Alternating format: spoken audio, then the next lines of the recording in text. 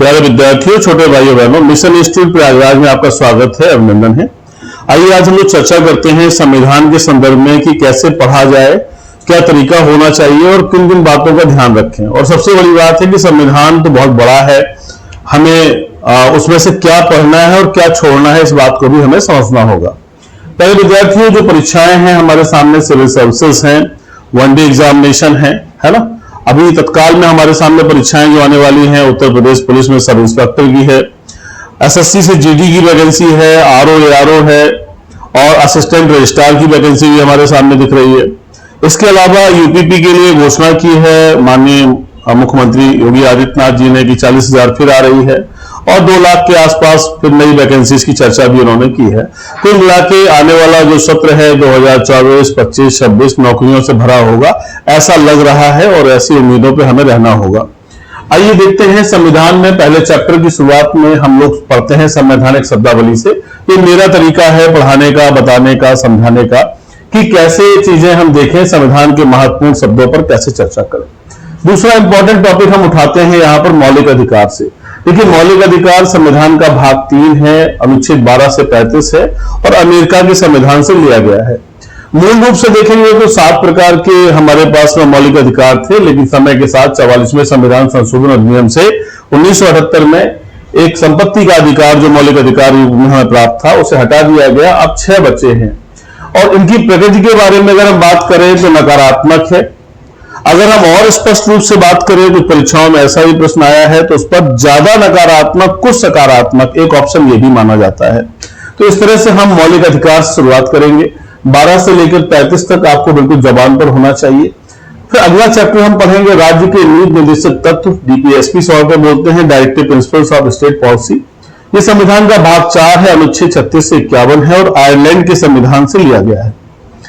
इसका जो उद्देश्य है वो है कल्याणकारी राज्य की स्थापना करना, to establish a welfare state.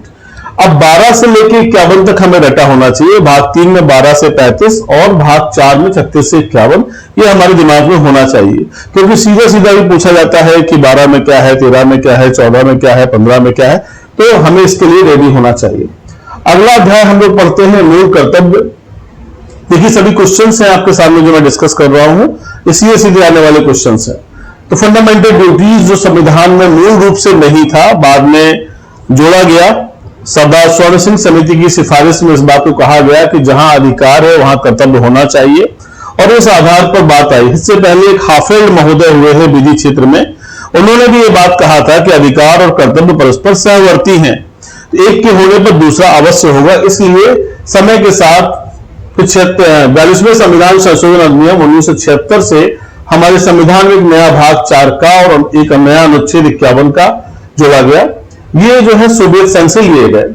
42वें संविधान संशोधन अधिनियम को हम मिनी कॉन्स्टिट्यूशन के रूप में भी जानते हैं और उससे पहले, जब संशोधन होने से पहले एक भी मौलिक कर्तव्य हमारे पास नहीं था, तो 10 मूल कर्तव्य जोड़े गए। फिर समय के साथ परिवर्तन होना एक मानव का स्वभाव है, देश की स्थितियां और परिस्थितियां भी बदलती हैं। इस आधार पर जब 86वां संविधान संशोधन अधिनियम 2002 में आया तो एक और मूल कर्तव्य जुड़ा जो एजुकेशन है, शिक्षा से संबंधित है और अब वर्तमान में हमारे पास में 11 मूल कर्तव्य हैं। तो इतनी बातें आपको ध्यान रखना है। अंतिम है 11वां मूल कर्तव्य जो शिक्षा से है। 6 से 14 वर्ष की आयु के बच्चों को शिक्षा उपलब्ध कराना उनके माता पिता तथा गार्जियंस यानी अभिभावक का कर्तव्य है।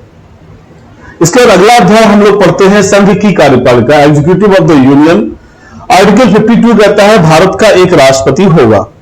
यहां से हम लोग शुरुआत करते हैं, फिर हम उसकी अहर्ताओं को देखते हैं, पदावधि, शक्तियां देखते हैं, टेन्योर क्या है उसका।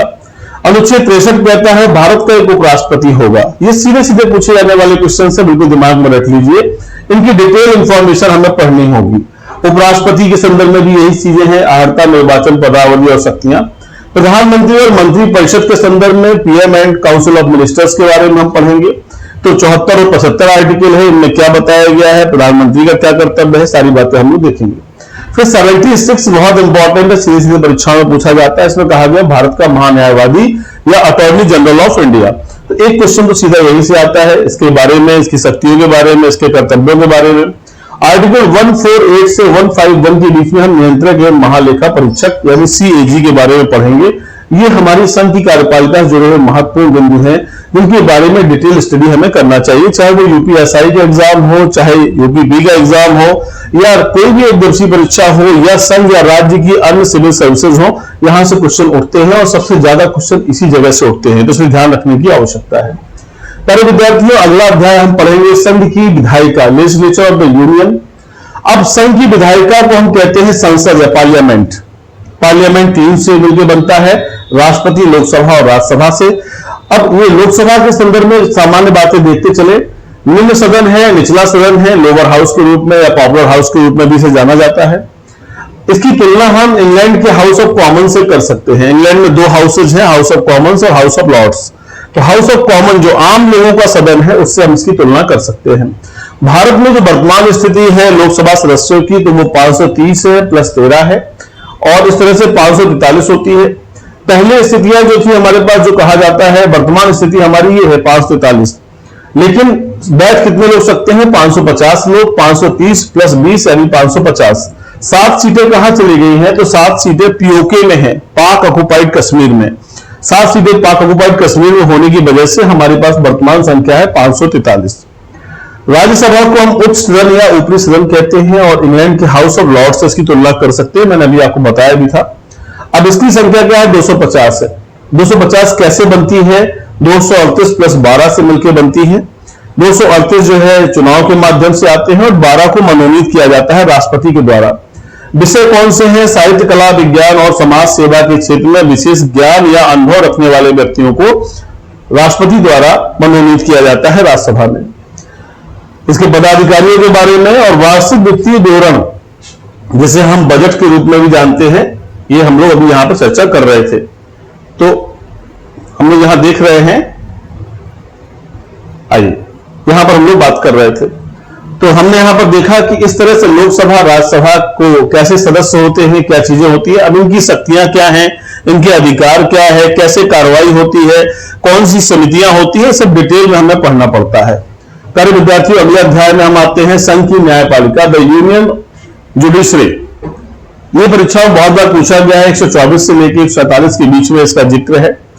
अनुच्छेद 124 बहुत इंपॉर्टेंट आर्टिकल है, क्योंकि इसमें जो है न्यायाधीश, न्यायालय की गठन के बारे में, न्यायाधीशों की नियुक्ति के बारे में, उनकी शक्तियों के बारे में, और साथ ही साथ उनको पद से हटाए जाने तक का भी उल्लेख है।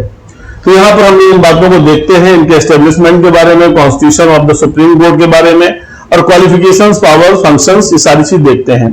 पहले चीफ जस्टिस जो हमारे यहां हुए हैं, पहले उच्चतम न्यायालय के मुख्य न्यायाधीश हुए हैं, उनका नाम है हीरा लाल जी कानिया। वर्तमान में जो चीफ जस्टिस है उनका नाम है मिस्टर डी.वाई. चंद्रचूड़। ये 50वें नंबर के मुख्य न्यायाधीश हैं।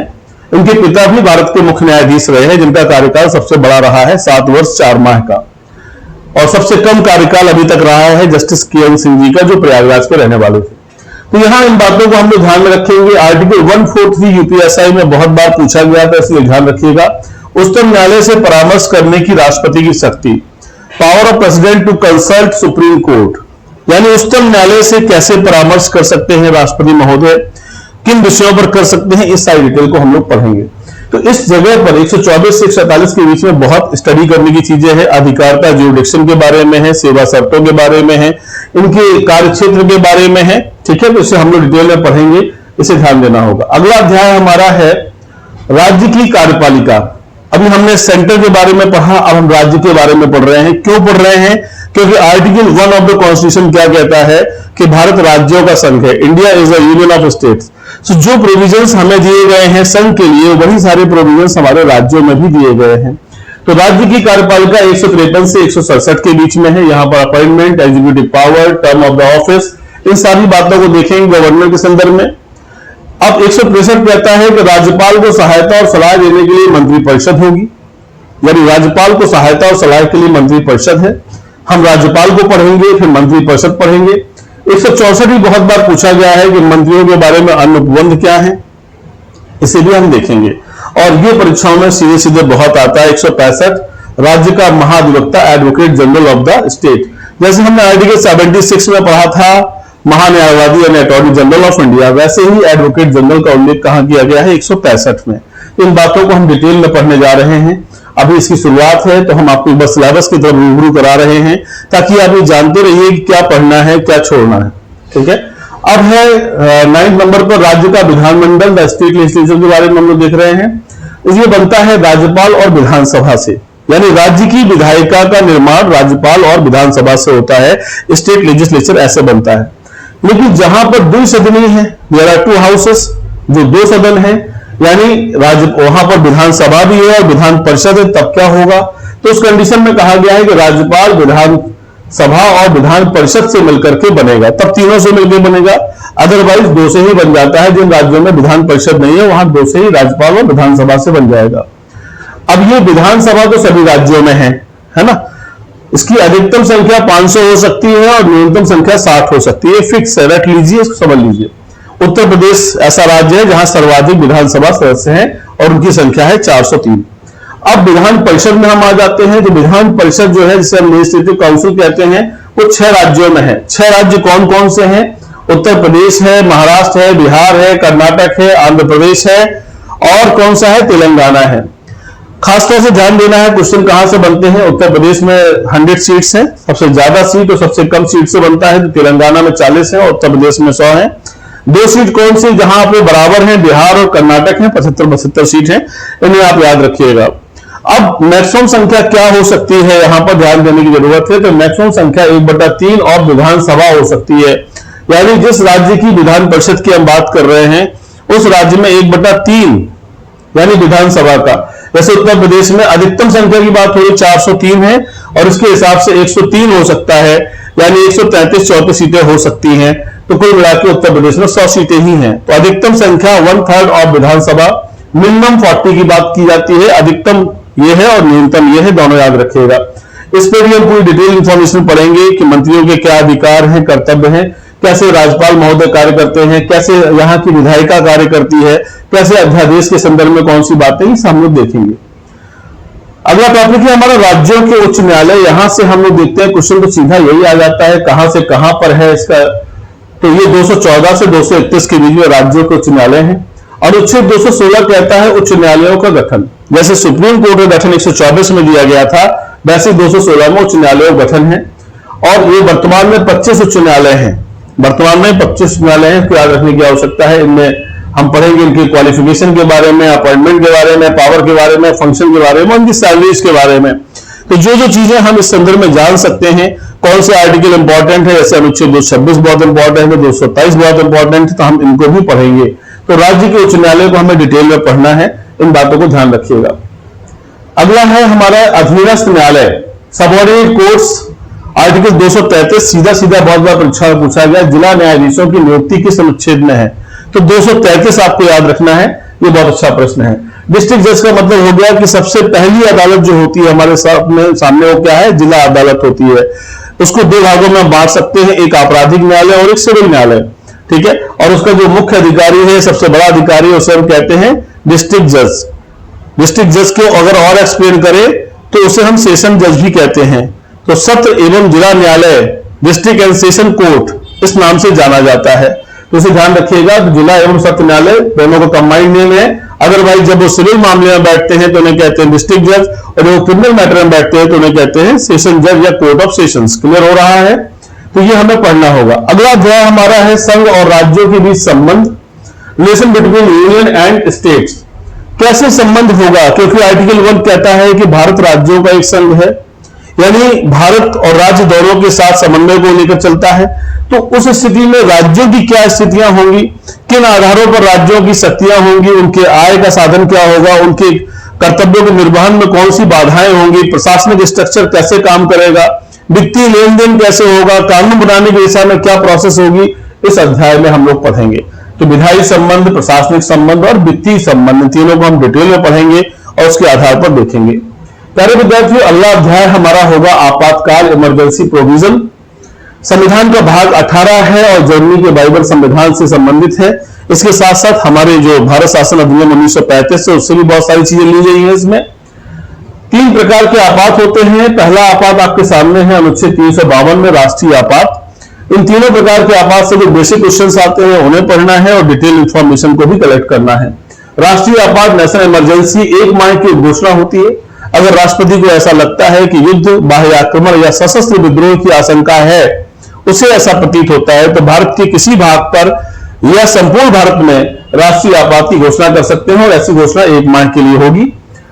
आर्टिकल 20 और 21 को कभी निलंबित नहीं किया जा सकता। इस दौरान जब घोषणा जारी होती है तो राष्ट्रपति के द्वारा की गई ऐसी घोषणा के बाद अन्य आर्टिकल्स को जो है निलंबित किया जाता है अगर आवश्यकता पड़ती है। जैसे आर्टिकल 19 स्वतः निलंबित हो जाता है ना, लेकिन 20 और 21 को किसी भी परिस्थिति में निलंबित नहीं किया जा सकता। एक इंपॉर्टेंट क्वेश्चन है। अगर 1 माह की घोषणा के दौरान सब कुछ बैलेंस नहीं होता है तो संसद द्वारा इसकी अवधि को आगे बढ़ाया जाता है 6 माह के लिए, और 6 माह करके अनिश्चित काल तक के लिए बढ़ सकती है। अनुच्छेद 365 यहां पर लिखा हुआ है, जबकि ये 365 ना होगा 356 है, इसे करेक्ट कर लीजिएगा, 356 है। राष्ट्रपति शासन की बात की जा रही है, प्रेसिडेंट रूल के बारे में बात है। जब किसी राज्य के राज्यपाल को ऐसा प्रतीत होता है कि उस राज्य में संवैधानिक तंत्र फेल हो गया है, विफल हो गया है, और या उस राज्य की सरकार संविधान के अनुसार शासन नहीं कर रही है, तो ऐसी स्थिति में 2 माह के लिए राष्ट्रपति द्वारा राष्ट्रपति शासन लगा दिया जाता है। वर्तमान में आप देख रहे होंगे कि पश्चिम बंगाल में ममता बनर्जी सरकार है और एक मेडिकल कॉलेज में कुछ बवाल चल रहा है, महिला के साथ में दुर्व्यवहार हुआ है, अत्याचार हुआ है, उसके साथ में रेप किया गया, उसे मार दिया गया और सारे तथ्यों को छिपाने का प्रयास हो रहा है, ऐसा टीवी के माध्यम से दिखाया जा रहा है। तो जो स्थिति वहां पर है और उसमें ममता सरकार उन लोगों का बचाव कर रही है, ये कैसी स्थिति है? संवैधानिक तंत्र कहीं ना कहीं कमजोर लग रहा है, क्योंकि गलत तो गलत है, सही सही है। तो यहां पर इस बात को ध्यान रखना है कि 2 माह के लिए ऐसा राष्ट्रीय शासन लगाया जा सकता है। आवश्यकता पड़ने पर इसे 6 माह करके बढ़ा सकते हैं, और किसी भी राज्य के संदर्भ में 3 वर्ष और पंजाब राज्य के संदर्भ में 5 वर्ष तक का प्रावधान है। यह राष्ट्रीय शासन राज्यपाल की सिफारिश पर होता है, याद रखिएगा। अनुच्छेद 360 में वित्तीय आपात की बात की गई है। जब राष्ट्रपति को ऐसा प्रतीत होता है कि राज्य की जो है वित्तीय स्थिति, देश की वित्तीय स्थिति या वित्तीय साख को खतरा है, जो फाइनेंशियल क्रेडिट है उसको कोई खतरा हो रहा है या हमारी कंडीशन खराब हो रही है, तो ऐसे में आपात की घोषणा करते हैं और वो जो है वित्तीय आपात 2 माह के लिए लगाया जाता है। इसके बाद अगर आप लगता है कि सब कुछ नॉर्मल नहीं हो रहा है तो संसद द्वारा इसे अनिश्चित काल तक के लिए भी लगाया जा सकता है। तो ये सारी चीजें हमने आपको बताई, यहां ध्यान रखिएगा, इससे बहुत सारे क्वेश्चंस आते हैं, बेसिक क्वेश्चन आपके सामने थे। आर्टिकल अगला जो हमारा पार्ट है वो है 14 और संविधान संशोधन, कॉन्स्टिट्यूशनल अमेंडमेंट। इसमें बहुत सारी चीजें पढ़ने को होती हैं। संविधान का भाग 20 है और अनुच्छेद है 368। इसके साथ साथ दक्षिण अफ्रीका के संविधान से लिया गया है। तो 3 बेसिक क्वेश्चन आपके सामने हैं। संशोधन किस तरह से हो सकता है? साधारण बहुमत से, विशेष बहुमत से, विशेष बहुमत और 50% या अधिक राज्यों के अनुसमर्थन के द्वारा। तो ये विशेष आर्टिकल्स हैं जहां पर कुछ जगहों पर सामान्य ढंग से संशोधन कर सकते हैं, कुछ पर विशेष बहुमत की आवश्यकता पड़ती है, कुछ जगह पर विशेष बहुमत के साथ भी एक स्पेशल कंडीशन है 50% या इससे अधिक राज्यों का रेटिफिकेशन या अनुसमर्थन। तो ये 3 कंडीशंस यहां पर है, जो हम लोग पढ़ेंगे तो डिटेल में इसकी जानकारी करेंगे। क्वेश्चन यहां से आते हैं। पहले विद्यार्थी कुछ इंपॉर्टेंट केसेस हैं जिनके बारे में भी आपको जानना चाहिए इसी समय, क्योंकि सिलेबस से आपको लगभग 100+ क्वेश्चन मिल रहे हैं जिन्हें आपको याद रखना चाहिए। सर्वपल्ली प्रसाद सिंह देव बनाम भारत संघ 1951 का केस है। अब ये जो केस है ये बनाम लगा हुआ है, 2 पार्टीज के बीच का मामला है। ये पहला केस आया 1951 में, 9वीं अनुसूची को लेकर के मामले उठे और इस पर हम चर्चा करते हैं। तो ये परीक्षा में यह भी याद करना आवश्यक है कि किस सन का मामला है, याद रखिएगा। सज्जन कुमार सिंह बनाम राजस्थान राज्य 1965 का मामला है। ये दोनों मामलों के बाद अब जो मामले हैं बहुत ही इंपॉर्टेंट हैं, उनको भी याद करना है। 7-8 मामले आपके सामने आने वाले हैं जिन्हें आपको रट लेना चाहिए। संविधान पढ़ते हैं तो ये बिल्कुल जवान पर ही होना चाहिए। जैसे गोलकनाथ बनाम केरल राज्य, गोलकनाथ बनाम पंजाब राज्य, यहां करेक्शन कर लीजिएगा, गोलकनाथ बनाम पंजाब राज्य है यहां पर, ठीक है ना। तो यहां पर वो बात कर रहे हैं 1967 का मामला है। संविधान पीठ बैठी इस पर और 11 न्यायाधीश बैठे, कॉन्स्टिट्यूशनल बेंच थी, 11 न्यायाधीश बैठे और 6:5 का जजमेंट है, यानी एक तरफ 6 जजेस, एक तरफ 5 जजेस। Chief justice of India justice Subba Rao भी उस तरफ शामिल हो गए, तो 6 हो गई संख्या, नहीं तो 5-5 में कोर्ट बढ़ गई थी। और इस केस में जो सबसे इंपॉर्टेंट बात आती है वो है भविष्यलक्षी निर्णय का सिद्धांत। ये बात याद रखिएगा, परीक्षा में पूछा जाता है भविष्यलक्षी निर्णय का सिद्धांत किस मामले में दिया गया। तो गोलकनाथ बनाम पंजाब राज्य, यहां पर पंजाब राज्य हो जाएगा, केरल की जगह पंजाब कर लीजिएगा। इसी प्रकार से केशवानंद भारती बनाम स्टेट ऑफ केरला 1973 1973 का सबसे इंपॉर्टेंट केस है ये हमारे भारतीय संविधान का। इसने हमारे संविधान में बहुत सारी चीजों में परिवर्तन भी किया है और बहुत सारी चीजों को बैलेंस भी किया है। बहुत इंपॉर्टेंट केस है और अब तक का लार्जेस्ट बेंच भी इसको कहा जाता है। 13 न्यायाधीश इसमें बैठे, लार्जेस्ट कॉन्स्टिट्यूशनल बेंच है ये, अब तक की सबसे बड़ी संविधान पीठ। इसमें चीफ जस्टिस थे जस्टिस SM सीकरी। यहां पर याद रखिएगा जस्टिस कौन थे, के सुब्बा राव, दोनों के नाम याद रखिएगा, परीक्षाओं पूछा जाता है। गोलकनाथ में कौन थे, तो के सुब्बा राव जी थे, और इसमें कौन थे, SM सीकरी जी। 7/6 का जजमेंट है, ये भी पूछा जाता है। और इसमें प्रिंसिपल ऑफ बेसिक स्ट्रक्चर यानी आधारभूत ढांचा या मूल ढांचे का सिद्धांत दिया गया, तो ये भी क्वेश्चन यहां पर इंपॉर्टेंट है। जब हम लोग पढ़ेंगे तो एक की कहानी को समझेंगे, डिटेल इंफॉर्मेशन देखेंगे। फिर अगला केस हमारे पास है मिनर्वा मिल बनाम भारत संघ 1980, याद रखना है आपको। IR कोयू बनाम तमिलनाडु राज्य 2007, लास्ट इंपॉर्टेंट केस है जो मौलिक अधिकारों के संदर्भ में संविधान संशोधन की तरफ बहुत अच्छे से एक्सप्लेन करता है, साथ ही साथ जुडिशियल रिव्यू को भी डिफाइन करता है, न्यायिक पुनर्विलोकन को। इस दौरान चीफ जस्टिस ऑफ इंडिया थे YK सबरवाल, ठीक है। इन्होंने अपने रिटायरमेंट से एक दिन पहले जजमेंट दिया था, ये बहुत ही चर्चित जजमेंट रहा। अब अगला अध्याय हमारे संविधान का स्वरूप कैसा है। हमारा संविधान संघात्मक है, अर्धसंघीय है, एकात्मक है, किस तरह का स्वरूप है, इसको लेकर हम लोग चर्चा करेंगे, देखेंगे। संविधान की विशेषताओं पर हम लोग बात करेंगे। प्यारे विद्यार्थियों, हमने संविधान की मोटी मोटी बातों को देखा है, अब हम विशेषताएं जब पढ़ेंगे तो हमें अच्छा लगेगा। तो मैंने ही तरीका डेवलप किया है इस तरह से बताने का, ताकि एक बार पूरा पढ़कर जब आप आते हो तो सारी बातें और अच्छे समझ में आपको आती हैं। फिर हम देखेंगे संविधान के स्रोत क्या है, सोर्सेज ऑफ द कॉन्स्टिट्यूशन क्या है, हमने कहां से संविधान को लिया है, कैसे लिया है, कहां से कौन सी बातों को अडॉप्ट किया गया है। अगला अध्याय हम पढ़ेंगे नागरिकता के बारे में, सिटीजनशिप के बारे में। संविधान का भाग 2 है, अनुच्छेद 5 से 11 है और ब्रिटेन से लिया गया है, ठीक है। हमने एकल नागरिकता, सिंगल सिटीजनशिप ली है। अगर हम भारत के नागरिक हैं तो भारत के हैं, हम किसी अन्य देश के नहीं हो सकते। अगर हम कहीं और की नागरिकता ले लेते हैं तो हमारी भारत की नागरिकता समाप्त हो जाएगी। नागरिक में और व्यक्ति में थोड़ा सा अंतर है, क्योंकि नागरिक को फंडामेंटल राइट्स और बहुत सारे अधिकार मिलते हैं, जबकि व्यक्तियों को सामान्य ढंग से वो अधिकार नहीं मिलते। व्यक्ति को अगर हम विदेशी व्यक्ति की तुलनात्मक अध्ययन करेंगे तो ज्यादा क्लियर होगा, क्योंकि व्यक्ति के अंतर्गत विदेशी व्यक्ति और नागरिक इन दोनों को डिफरेंशिएट करेंगे तब ज्यादा क्लियर होता है, तो उसको ध्यान रखिएगा।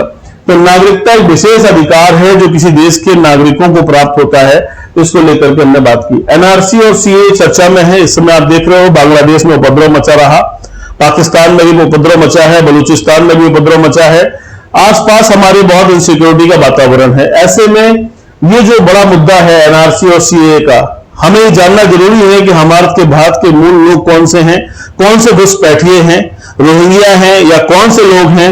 इसी प्रकार से बांग्लादेश में जो उत्पीड़न हो रहा है, वहां पर हिंदू जनजात, हिंदू समाज के लोग, हिंदू लोग जो है वो कितने उत्पीड़न का शिकार है, हजारों वीडियो आ रहे हैं, वहां पर किस तरह की परिस्थितियों का जीवन जी रहे हैं। तो उन सब के लिए कौन से कानून होने चाहिए कि हम अपने देश के लोगों को कैसे संरक्षित करें, उस देश में अगल बगल में रहने वाले लोगों में जो माइनॉरिटीज है उन्हें कैसे संरक्षित करें, ठीक है। तो इन सब बातों को लेकर हम लोग डिस्कशन करेंगे, डिटेल में इसकी जानकारी करेंगे, यह हमारा अध्याय आगे चर्चा में रहेगा।